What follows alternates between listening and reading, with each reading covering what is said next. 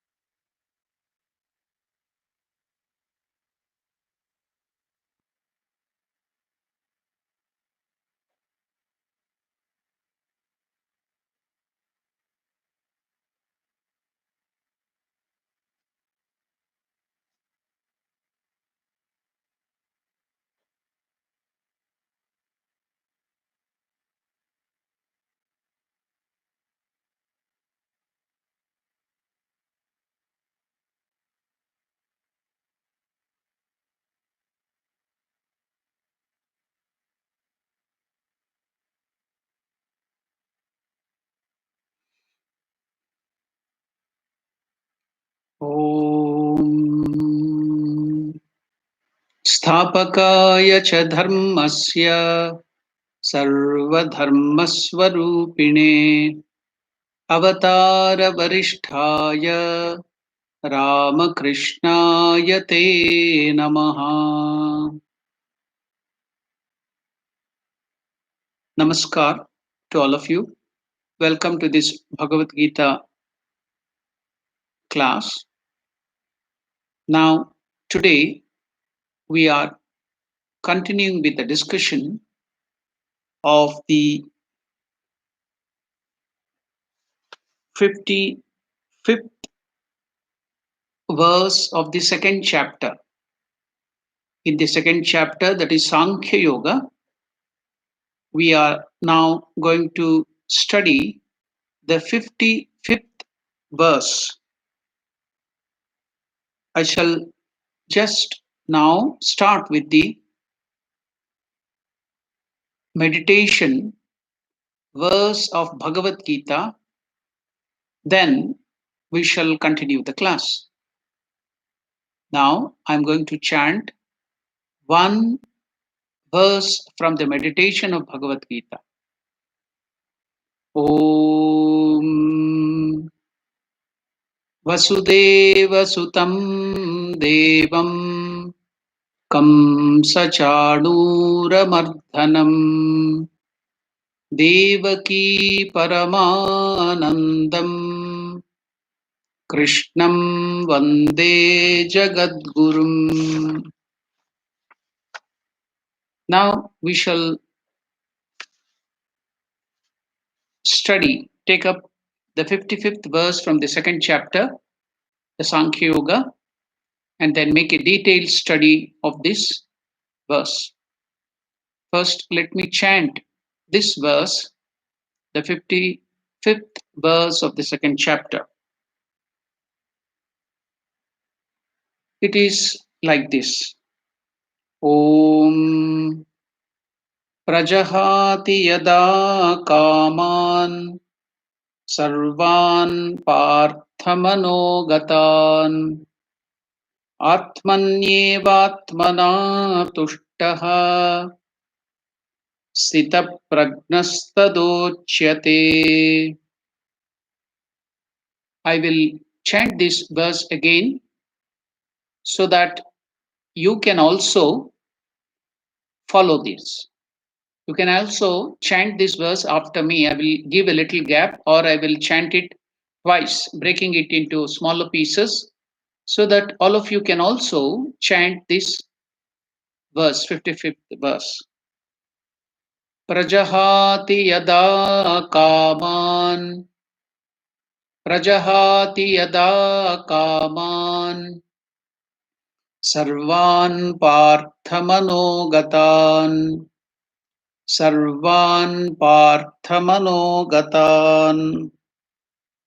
Atmanyevatmana tushtaha. Atmanyevatmana tushtaha.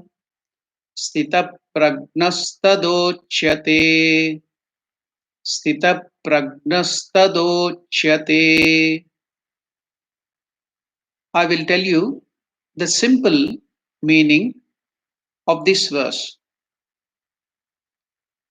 When one completely casts off Opartha, who is telling these words? Lord Krishna, the blessed Lord, said, Sri Bhagavan Vacha,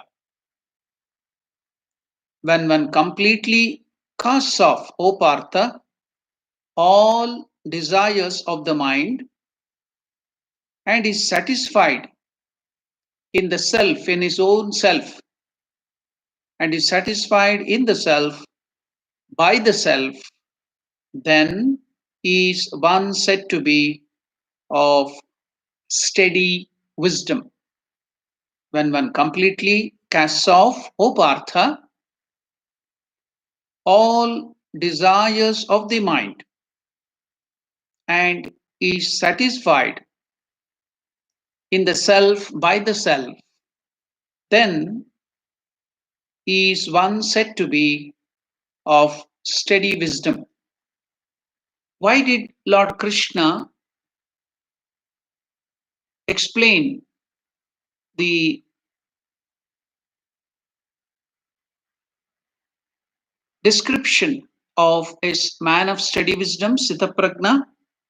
Because in the last verse, Arjuna had asked a question. What was that question? O Lord, what is the description of one of steady wisdom merged in the superconscious state? How does one of steady wisdom speak? How does he sit? How does he walk? So when Arjuna asked this question to know about the detail of a person who has attained this high state, now Krishna gives him this reply, Sri Bhagavan Vacha. Arjuna asked Krishna to describe the nature and characteristics of a God realized person. In the next 18 verses of the second chapter, Krishna beautifully paints a magnificent picture of perfection of the ideal human being. It's very, very important because here we are getting a clear picture, beautiful picture in all these 18 verses, remaining 18 verses of the second chapter. We get a clear idea of what an ideal human being, a perfect human being will be like. This portion of the Gita is acclaimed a masterpiece in scriptural literature.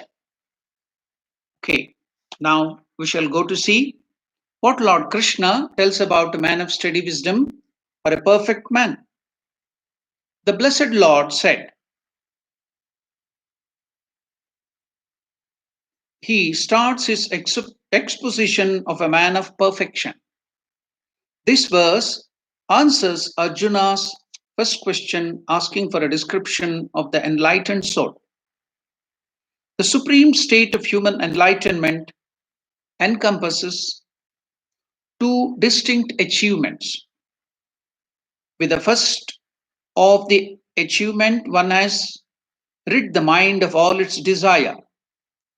The second achievement, the state of total fulfillment, which we call Purna. We also chant, most of us in South Africa chant in the end of any program, Purnamadah Purnamidam.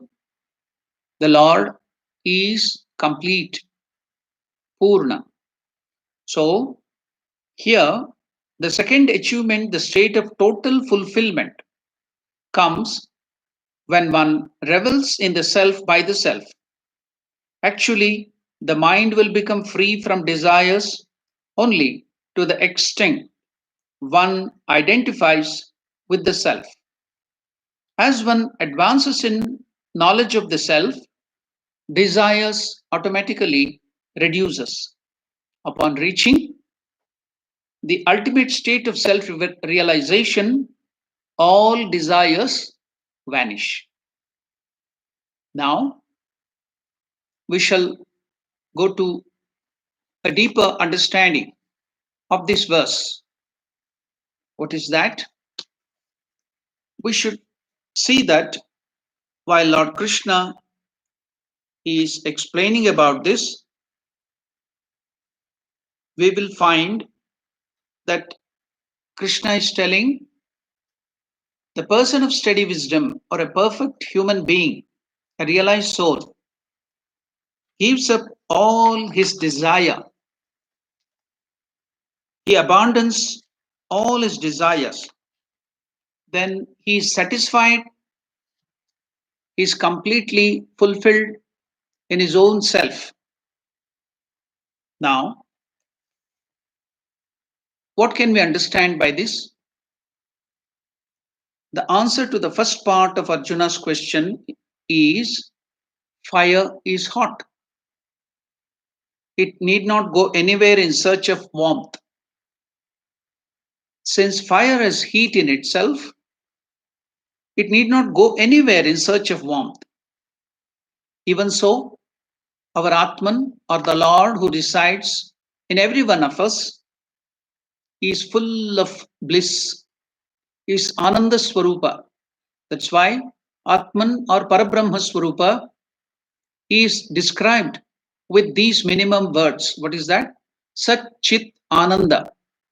Sat means infinite existence, absolute. Chit means infinite knowledge, absolute. Ananda is infinite bliss or joy, absolute. So that Lord who resides in our heart is full of bliss. The Atman is bliss itself. Just like the fire is heat itself, we need not go anywhere in search of the warmth. So when we are having this bliss within us, it imposes the bliss within on objects outside. And then this Atman goes in search of those objects, believing that with their acquisition, happiness can be attained. Though we have this bliss in us, infinite bliss in us, we go on searching in the wrong place, that place outside, in the external objects, in the sense objects, believing that their acquisitions, we get happiness. This search outside for happiness is called kama, lust. This search outside for happiness is called kama or intense desire. The grabbing modification of the mind is kama. The waves and ripples on the surface of water obscure the sight of the sand bed below. The ripples of desire or kama in the mind obstruct the vision of Atman or that joy infinite within us, the basis. All the same, the changeless bliss within reveals itself as the happiness coming from the sense objects outside. But to note this point again, the changeless bliss within reveals itself as the happiness coming from the sense objects outside. So when we attain the sense objects, when we attain the objects of desire, we wrongly think that the joy has come from outside, that is from the sense objects. But in reality, we got the joy from within, because the source of joy is our Atman or God. Joy doesn't exist in the sense objects, it is within. That's why now we are seeing real joy, or any joy we get is from our own Atman. The changeless bliss within reveals itself as the happiness coming from the sense objects outside. When the mind is specified by relinquishing all the kamas, the blissful Atman is realized in its original glory. He is a Brahmagnani or a realized soul or Sthitaprajna who intuits that the happiness he sought for in the world outside is in its entirety is in himself. So now he remains self-satisfied. So the aspirant who seeks to wipe out all desires and to pacify the mind is the one who practices yoga. You know, in the Gospel of Sri Ramakrishna, Ramakrishna tells, he who is dead as it were, even when alive, that is to say, desireless as a corpse, becomes competent for Brahmagnana, the highest knowledge. So desirelessness, removal of all desires, is the first character of a man of perfection. That's what Krishna is telling. Now, we have to understand it better. But how can we prove scientifically that we are getting joy from within and not from the sense object? Everybody, it's universal that if I eat sugar, I feel the sweetness. If I eat sweet, I feel it is sweet and then enjoy that sweet and get joy. Likewise, all the five sense organs, not only the taste, the smell, the ears, the skin, everything, it finds joy outside. It gets the sense object and gets the joy. This is a universal feeling, it's a universal experience. Then how can you tell the contrary, that the joy is coming from within, from the Atman, that infinite joy is within us? Can we prove it? Yes, with the help of some special explanation by Swami Vivekananda, we can prove it. Swami Vivekananda tells that our mind is just like a pond. We have all seen a lake or a pond. So if the lake or the pond of water is very steady without any disturbance, you can see the bottom of the pond. Likewise, Swami Vivekananda tells, he compares our mind and our Atman, our system, our personality to this pond. If our mind is calm and quiet, then we can see the Atman which is within. So now we have our eyes, our nose, our mouth, the tongue, and the ears, the skin, all the five sense objects, our memory and everything. It is constantly creating disturbance in the mind, because in the mind, there will be that waves of that thoughts and other things coming up. They are called chitta vritti. The formation of the mind is called chitta vritti. It is constantly in a millionth of a second, due to the different experiences of the sense objects, we get so many thoughts, and that chitta vrittis, that the mind goes on getting disturbed. Now, Swami Vivekananda gives the example of this pond. Now, in this placid and very silent lake or the pond, you just throw a stone on it. So it will cause that waves, the ripples, and now you cannot see the bottom. And also, if there is a lot of mud, dust, and dirt inside the water too, because of that dirt impurity, you cannot see the bottom. Likewise, because of the impurity of our heart and mind, and also so many thoughts cropping up, we cannot see the bottom, that is the Lord or Paramatman which is within us, the Atman, who is the source of all joy. So now we are disturbed. We are trying to get joy outside, thinking that it is from outside. Now let us give one example. Just like let us tell the joy coming out of eating a very good food object. Now let us think, just imagine the best eatable thing you like. Just imagine it, which you like. After eating that, you get a lot of joy. We feel that eating that object, we get a lot of joy. Now we want to get it. What happens when I have that desire to get that beautiful? I am just giving one example. It can be multiplied by all the five sense objects, and also the joy and other things, the disturbance can be compared with that. But now, just for an example, I'm giving this eatable as an example. Now, when we desire for that eatable, we like to eat that thing. Either we go to the shop, we go to prepare it. We have to get so many things to prepare it. Or while we go to that sweetmeat shop, we have to pay the price. If we don't have the money, we cannot get it. So many things have to be done. You have to put in effort when you get a desire to eat that sweet. So there will be the thoughts coming up continuously in your mind to get that desired object. So you go there, either you steal that sweet or whatever you like, or you pay the money, the hard-earned money, and then get it, you bring it, then you start eating it, keeping it on your tongue, in the mouth, and then swallowing it. You feel that you have got joy by eating that wonderful thing. Now let us analyze our mind, analyze our that process of eating and getting joy. Now, did I get that joy out of eating that thing which I like the most, or was the joy inside? Now, when I keep that wonderful tasty thing on my tongue, what is that is happening?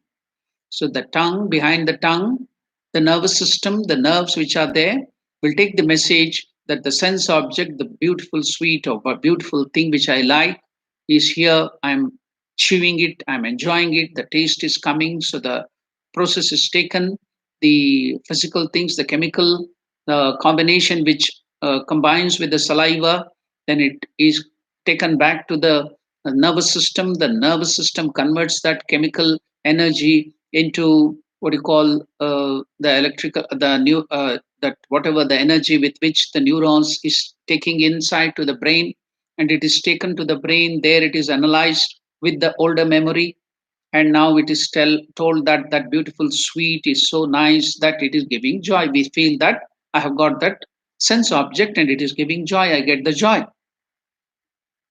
Now let us imagine for some time, due to some reason, I have burnt my tongue taking a cup of hot coffee, very hot coffee, or a tea, or a hot water, something like that. I have burnt my tongue. So now I keep that beautiful eatable on my tongue. Will it give me the sweetness? Will it give the joy? If that joy was from that sweet, it should have been giving me joy, even though the tongue is burnt and it cannot take taste what it is. It should have been giving me joy. But now, because the tongue is burnt, cannot get the joy. Okay, let us imagine the tongue is perfect, but the nervous system, the nerves which carry from the tongue to the brain, that wire is not working properly. So even then, now I'm not getting that taste and I'm not getting that joy. If the joy was supposed to come from the that sense objects or sweet or something like that, then why am I not getting joy? Then still go inside. The tongue is perfect, the wire carrying that, the nerves are perfect, but in the brain there is some problem in the brain. It cannot analyze. There is some problem in the brain. I cannot get the joy. Then okay, the brain is perfect, the nervous system is perfect, the tongue is perfect, the sense organ. Now I'm sitting in a funeral house. Somebody whom you love is dead. Now a friend of yours foolishly brings that beautiful eatable thing to you to be eaten in the funeral house. Even though the best thing, the best that tasty thing is brought to you, can you enjoy that? No. Why? The tongue is perfect, the brain is perfect, the nervous system is perfect, but because your mind is not all right, your emotions are not all right, so you cannot enjoy that sweet. So, did the sweet give you joy? No. So, where is the joy then? So, how did it get the joy then? So, as soon as you get the desired objects of that sense, then until then, the mind which was getting up in waves, that wave formation to get the desired objects constantly in our mind. So many waves are coming up, the chitta vritti is coming up.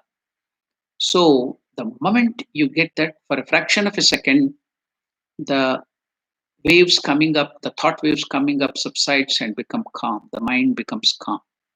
As soon as the mind becomes calm, you get a glimpse of the bottom of the lake, that is the mind, that is our Atman, and we get joy out of it.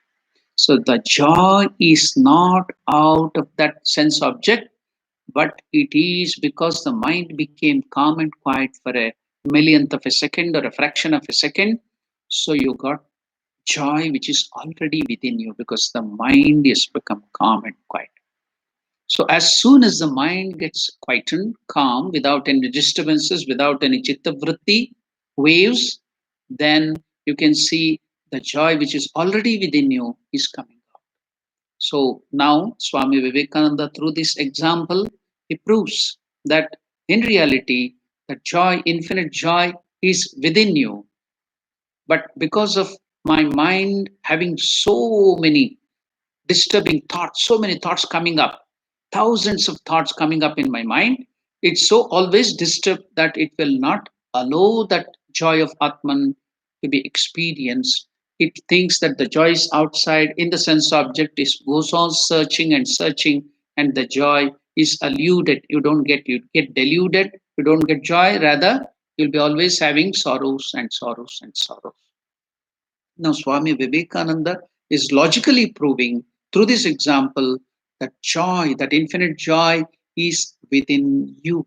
All that thing, the joy which thinking that you are getting from the outer external object, is just the joy which is coming from within you. Within that is of the, it is wrongly we feel that that joy is outside in the sense object, but in reality is the joy of the Atman which is coming out. So we have now been proved logically that the joy is within, that infinite joy is within. That is what Krishna is telling. Now, whatever you are searching, the desire, the karma, the lust for the joy of the external objects is useless. You are just searching and searching and searching.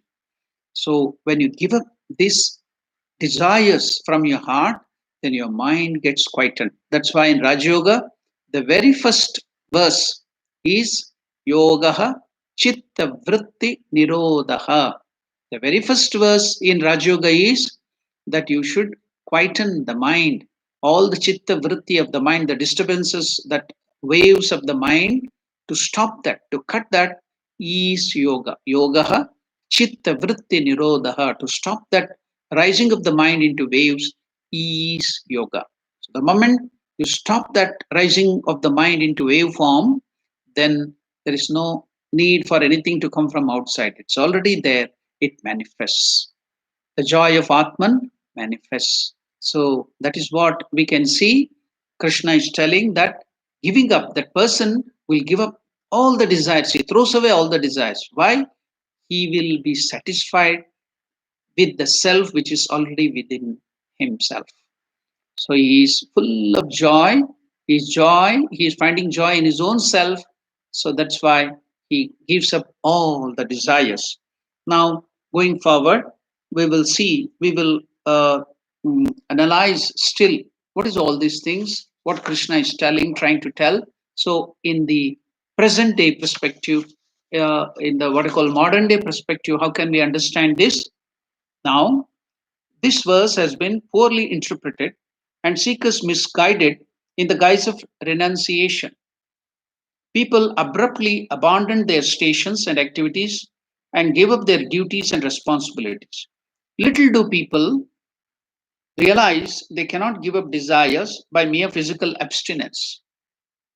The first part of the verse states that a person casts away all desires from his mind. This has no meaning without the second part, wherein he remains satisfied in the self by the self. Desires pertaining to any stage of life falls off only when you move up to the next higher stage.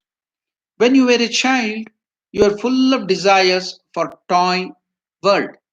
In that stage, you cannot really give up your toys and playthings. Have them or not, you still desire them. But when you grow older, you entertain a different set of desires pertaining to that age. The desires for toys are no more. You do not give up the toys, your thoughts have moved with you up to the adult world. One moves up to the higher strata of spiritual development by learning and living the higher values of life. As you advance to higher levels of development, the desires pertaining to the lower level will automatically fall off. So, that is the way we have to understand what Krishna is telling, giving up the desires. Naturally, the desires will drop off as you go to the higher and higher levels. But most people do not educate themselves on higher values and stagnate painfully at a certain level. They entertain the same mundane desires such as name, fame, power, position, status, money, and family. These are the toys that make their joys. They can never drop these desires unless they rise up, taking up higher values. Once a person develops to the ultimate state of self realization, all his desires vanish. The verse describes that sublime state of human perfection. So, in renunciation, therefore, you do not give up anything, you only take up higher values. With the establishment of higher values, you automatically renounce the lower values. It is like a flower shedding its petals. When a flower grows into a fruit, the petals of the flower fall away. Likewise, when you attain higher values of life, the desires at the lower level falls off. So when a flower grows into a fruit, the petals of the flower falls away. You cannot reverse the process. If you try to pluck the petals to accelerate its growth into a fruit, the fruit will never emerge out of that flower. The growth of the flower causes the petal to drop. Similarly, the growth of your spiritual personality marks the renunciation of your desires. And then, in the ultimate state of self realization, all your desires fall away. So, you have to take this teaching of Krishna in that way, not that suddenly every desire has to be given up. So, now, how can we take this teaching of Sri Krishna to our life as sadhakas? Yes, I'm going to explain about that now because this verse is very, very important. Because once we know the characteristics, feature of a gnani or a perfect human being, a person of wisdom, we have a model to guide us in our spiritual discipline or whatever it might be. Therefore, this description of a man of perfection, a man of steady wisdom, serves as a guideline to all the seekers in sadhana, spiritual discipline. Now, Shankaracharya, in his bhashya, in his explanation to this verse, he tells, Yani sthitapragnasya lakshanani tani mumukshoho sadhanani. What is the meaning of this Shankaracharya's words? Whatever is the natural trait of a realized soul, a gnani, a man of wisdom, a perfect being, they will serve as an example for the other people so that he can also try to acquire those traits. And the second benefit of this portion is wise people can check up themselves and see to what extent they have got the benefit out of this study of Bhagavad Gita. When we study what Krishna is telling here, the nature, the characteristic feature of a realized soul, a man of perfection, a model for us. So now we can check ourselves. This is the second benefit of this portion, reading this portion, because wise people can check up themselves and see to what extent they have got the benefit out of this study.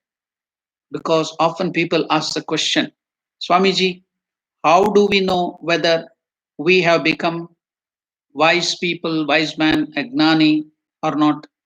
If I'm already a wise man, I can stop attending your next Gita class. Will there be some physical trait or symptoms or indication or something like a halo around our head or light emanating out of my body so that regularly I can watch for the symptoms or the external conditions that I'm becoming Ignani? Is there any physical symptom? Will you give us a certificate at least? Writing a certificate like this to whomsoever it may concern. The bearer of this letter is a Sthita Prajna or a man of perfection, man of steady wisdom, or a realized soul, or he's inching towards it, and therefore hold him in high respect. And if possible, do some Pada Puja, worship him also. So, can you give a certificate like that? So, here it is not external. The feature of a Sthita Prajna you cannot find out externally. By the external trait, you cannot understand that he is a Sthita Prajna. It is only internalizing. So we have to understand it, we can understand, and also we have to use this condition or the characteristic which Krishna is explaining to analyze our own mind. If there is any doubt like this, you can easily check up by studying this verse of all these verses, 18 verses of Shri Krishna, where in Bhagavad Gita, Krishna will explain what are the traits of a perfect human being. Because Krishna tells the characteristics of a Sthita Prajna, a realized soul here, so we can understand through that. I can compare myself and see whether I am getting closer to that model. But one important statutory warning, what is that? Use this portion of Bhagavad Gita to judge only yourself. Do not use this to judge others. Do not give certificate to others, especially to your family members or your friends.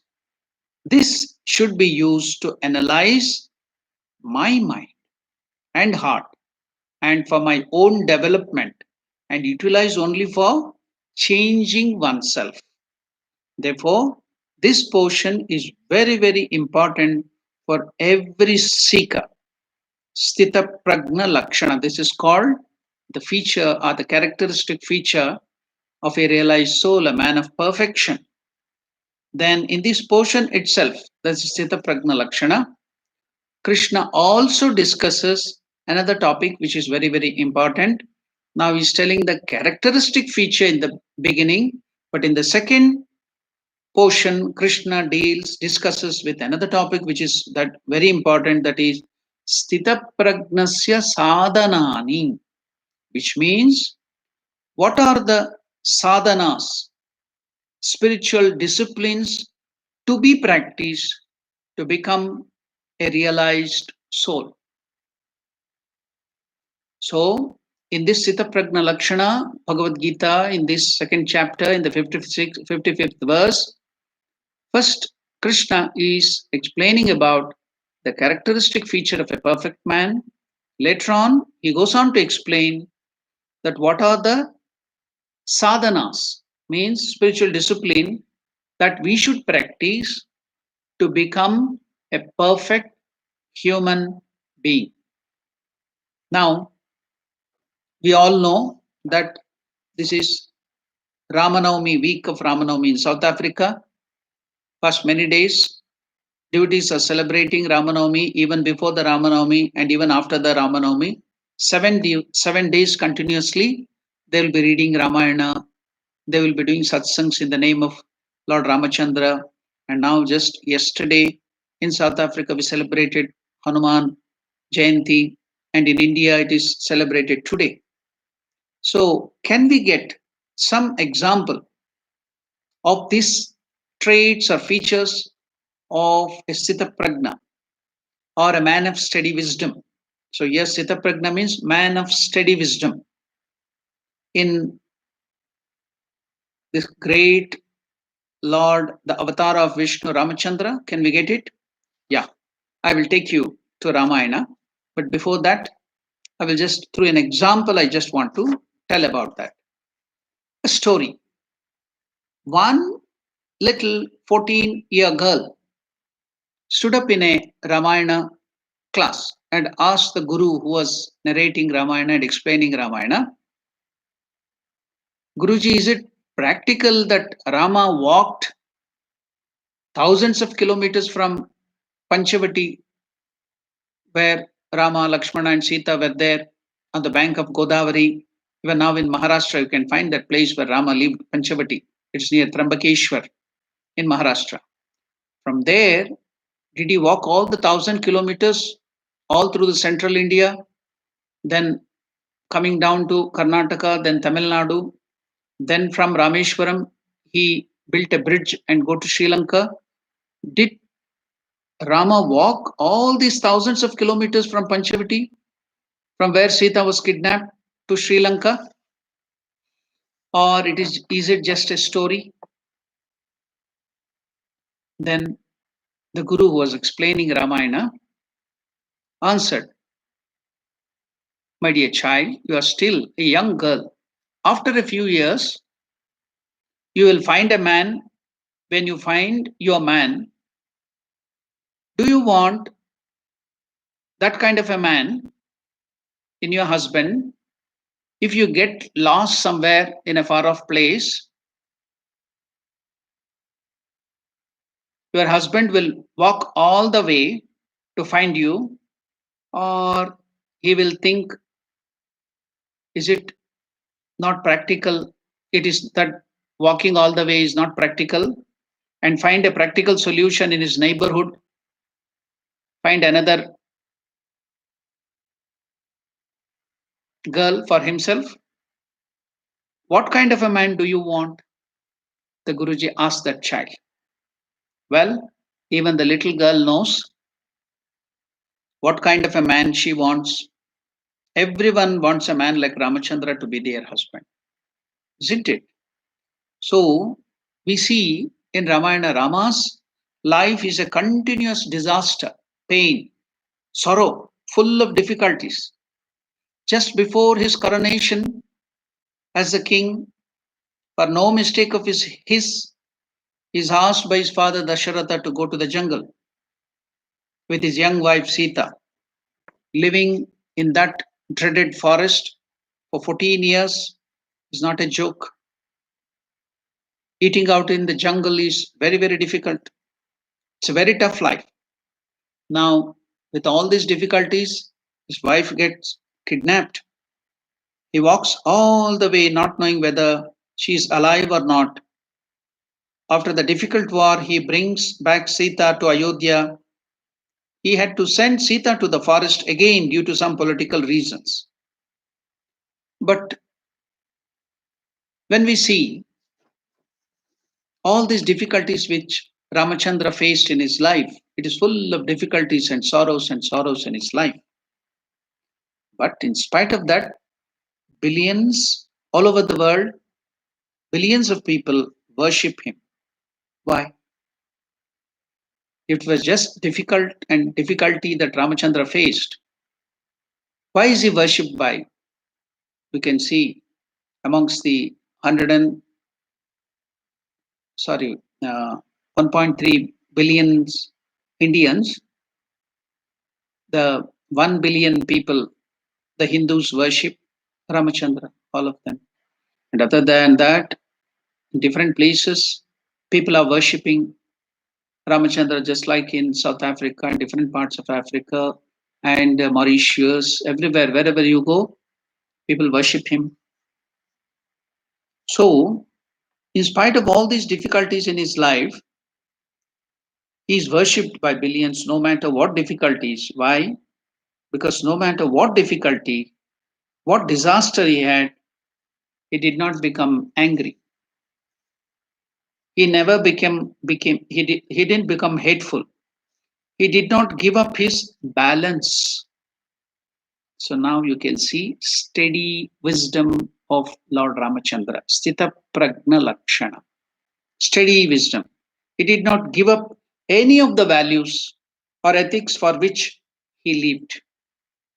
He was unmoved, untouched by any disturbances. None, not any of the difficulties could make Ramachandra disturbed. He was always following righteousness, whatever it might be the condition, with all the difficulties within himself. Within himself, you do what you want, you cannot take away what Ramachandra was. One small difficulty in our life, we would be cracked up. But Sri Ramachandra faced serials of disaster, but yet he maintained total balance. This is inner management, and this is Sthita Pragna Lakshana. Whatever might be the external condition, the external atmosphere puts him into, Ramachandra maintains his calm, composure. He would respect all his three different mothers, whether it is Sumitra, whether it is Kausalya, whether it was Kaikeyi who forced Dasharatha to send him to the forest. In spite of that, he used to respect Kaikeyi just as he respected his own biological mother, Kausalya. So he would never lose his balance. He was composed. So he was epitome of composure. So this is inner management now we can get, because we are studying the traits of a perfect human being. Until unless we have an example like this, we cannot bring that into our life. So because this is the week of Ramanavami, I'm just giving that beautiful nature, the state of mind of Ramachandra by which we can get a beautiful example for us, a model for us to follow. Now, if you go out to the world, you cannot control what the world will throw at you. But what you make out of it is 100% yours. Rama is in a peaceful, blissful chemistry. That is what is called steady wisdom, Sthita Pragna Lakshana, which Krishna is explaining to us the traits of a man of steady wisdom, a perfect model. So, how is a perfect man behaving? So, we can get what is the explanation in this Krishna's Bhagavad Gita. We can see all that in the life of Ramachandra. A wonderful example of a perfect human being. That's why Ramachandra is called Maryada Purushottama, the best among the human being. Purusha Uttama, Purushasya Uttamaha, Purushottama. So now, since in India we're celebrating Hanuman Jayanti, and yesterday we in South Africa celebrated Hanuman Jayanti, can we take Hanuman's steady wisdom also as an example? How Hanuman had given up all the desires for the sake of his own self. What was his self? See, now we all see the photo, the picture of Hanuman always breaking opening his chest. And what can you see? You can see only Ramachandra there. That is his self. That is the Atman, his own self is Ramachandra. He doesn't have anything other than that Ramachandra in his heart. So you can see he's finding joy. He's opening that. He shows that Lord Ramachandra, other than Ramachandra, that is his own Atman, Paramatman. He doesn't have anything else. So can you give an example of how he could overcome that desire? Prajahati yada kama, casting of all the desires from your mind, where Krishna is telling the lakshana or the feature of a perfect human being. How can Hanuman be taken? I will just tell you the story, one story of Hanuman too. What is that beautiful story of Hanuman? So when Ramachandra brought Mother Sita back to Ayodhya, Ramachandra was coronated as the emperor, the king of Ayodhya. Then Sita Mata was also the queen. Now, Sita Mata was very pleased by all the services of different people. She was giving so many things to all of them. But now, when it was the turn of Hanuman, she was so happy with the service and the devotion of Hanuman. Mother Sita gave him her best diamond, or that, what do you call that, pearl necklace. It was a favorite necklace of hers, full of costly gems, diamonds, and that pearls. So she took her own that jewel out of her neck and gave it to Hanuman because she was so much pleased with Hanuman. What did Hanuman do?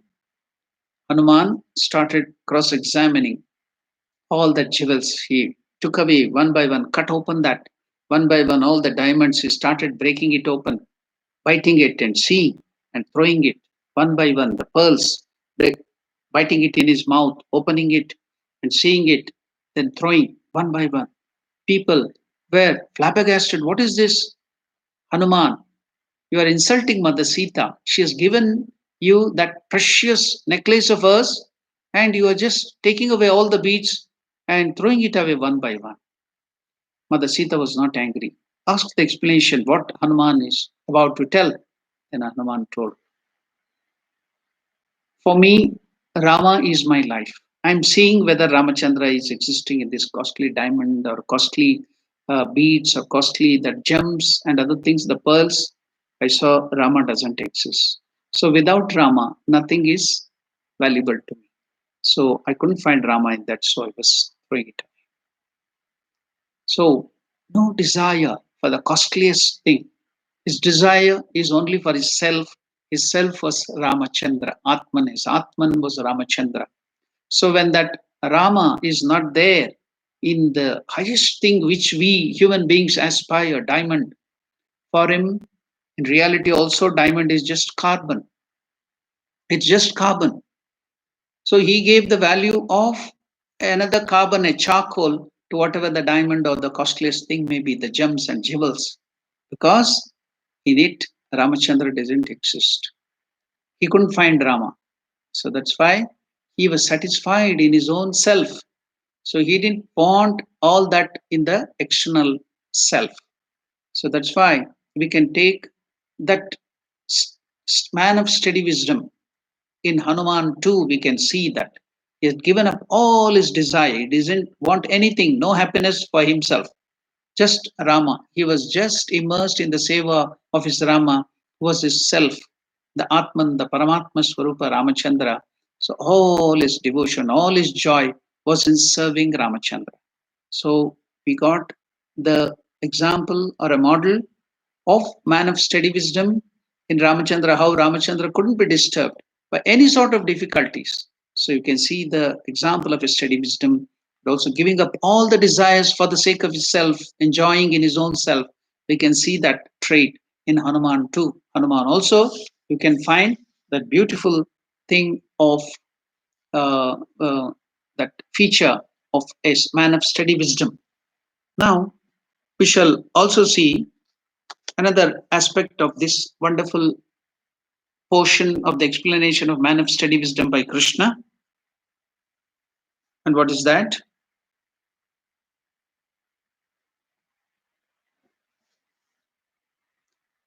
In the concluding 18 stanzas of this Sitapragna Lakshana chapter are devoted to the, as we told, definition of Brahma Gnani, or a man of perfect wisdom, a perfect man.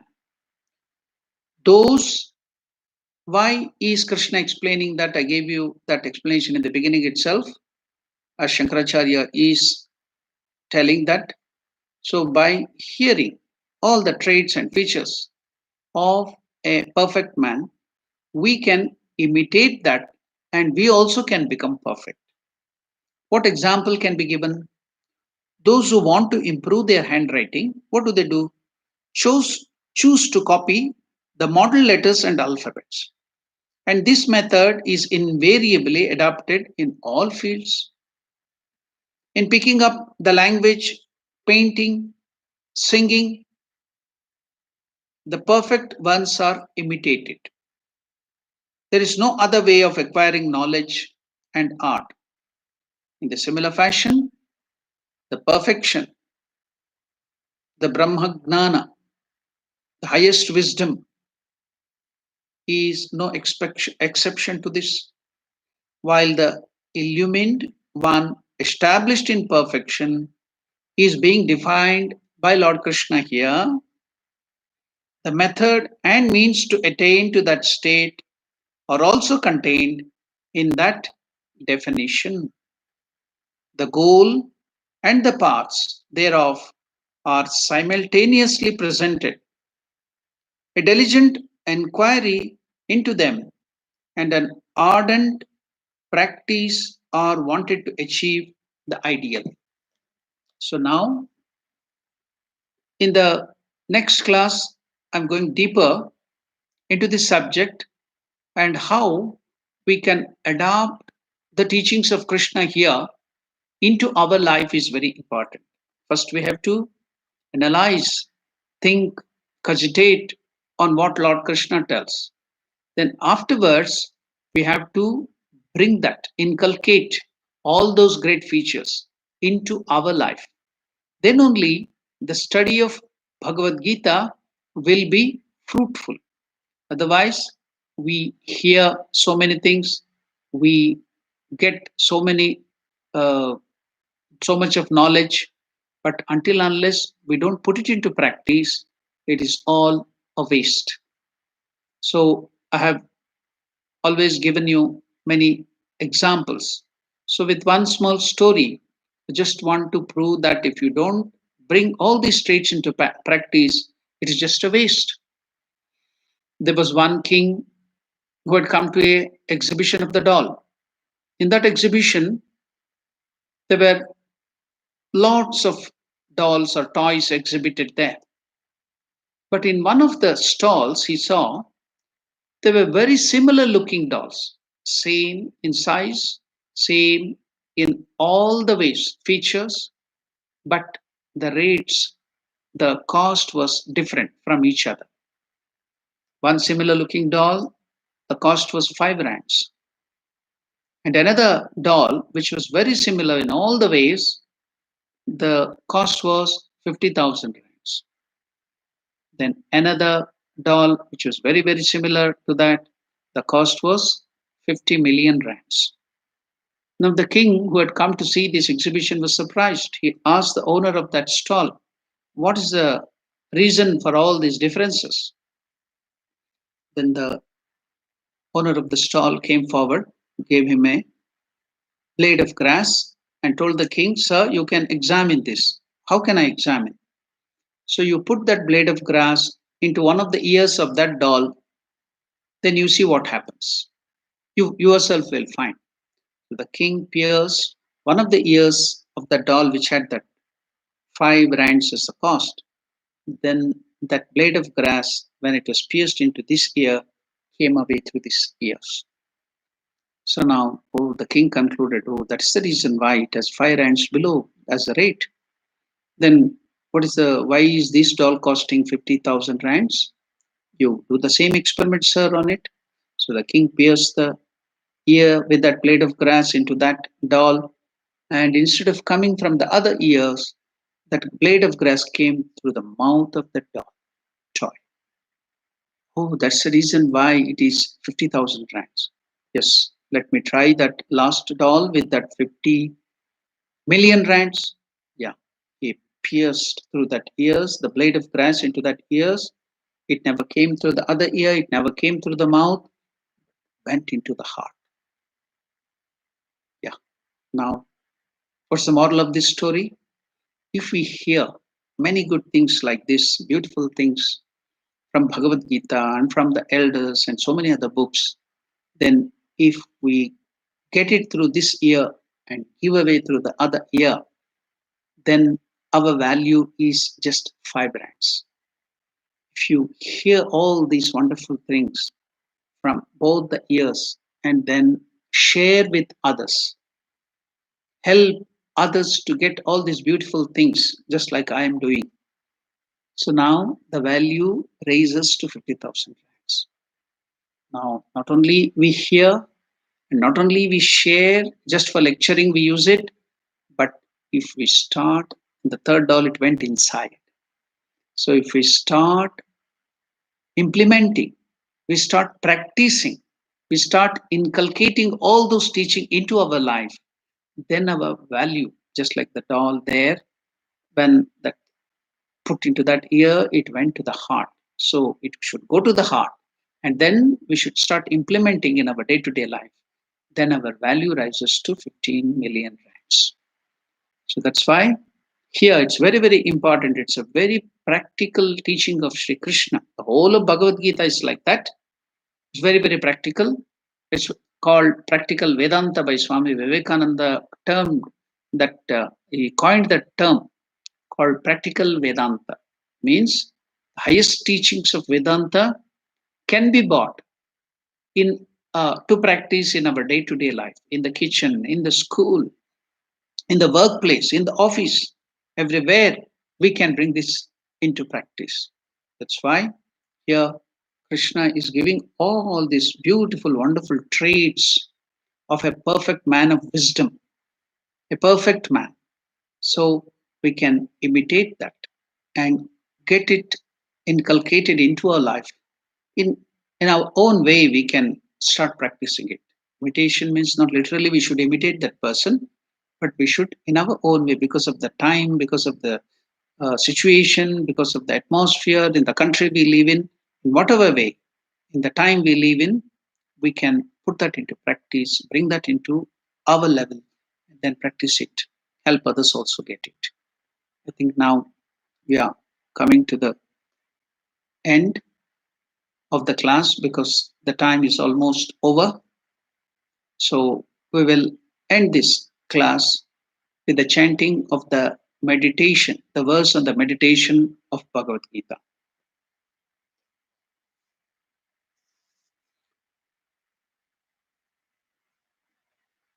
Om Mukam karoti vachalam Pangum langhayate girim Yatkripatamaham vande Paramanandamaadavam Om Shanti Shanti Shanti Harihi Om Tatsat Shri Ramakrishna Arpanamastu